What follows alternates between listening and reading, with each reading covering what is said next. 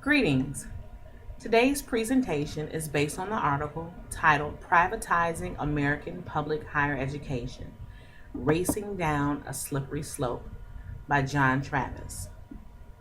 Today, my group and I will discuss the overall aspects of the article as well as engage you all in a thought-provoking activity.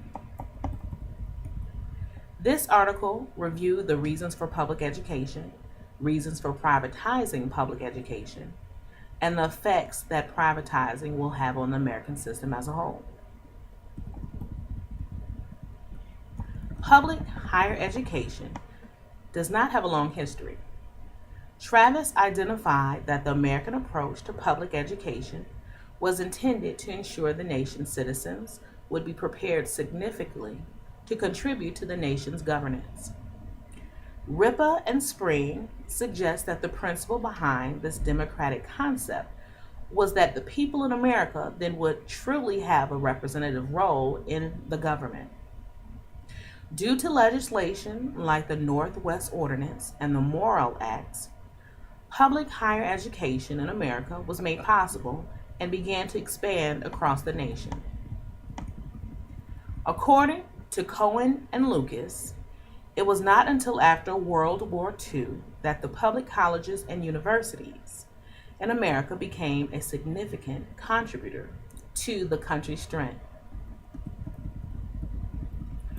Privatizing has been a concept that has forced individual American colleges and universities to consider in order to stay in operation. As many of you already know, each American public higher education institution is provided funding from the state for operational purposes. For over 30 years, public colleges and universities have steadily seen a decline in state and federal support.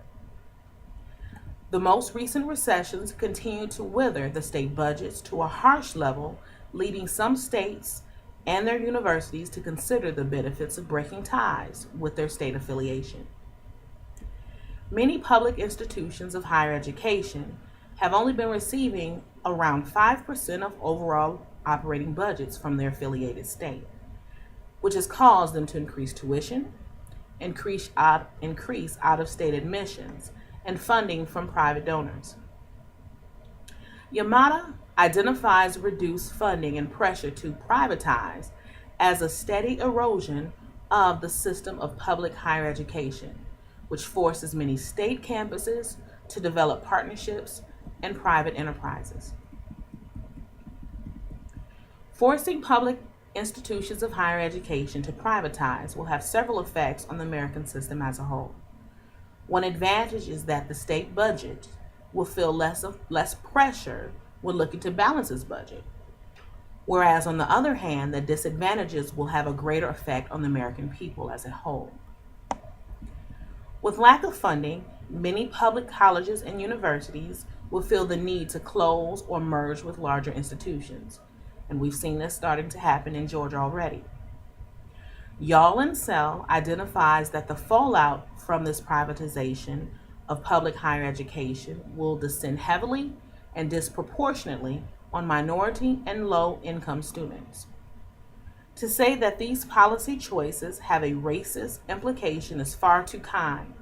The policy choices have been deliberate, purposeful, consistent, persistent, targeted, and persuasive. The ugliness is inescapable, as quoted by Yall and Sell in their publication titled How to Limit, published in 2011. Another disadvantage is that the curriculum can become controlled by the shareholders or those private donors or those private enterprises. And continued increases in tuition and fees will limit individuals from enrolling. Scott and Travis suggest that the decline in a college-educated population is the most serious of consequences.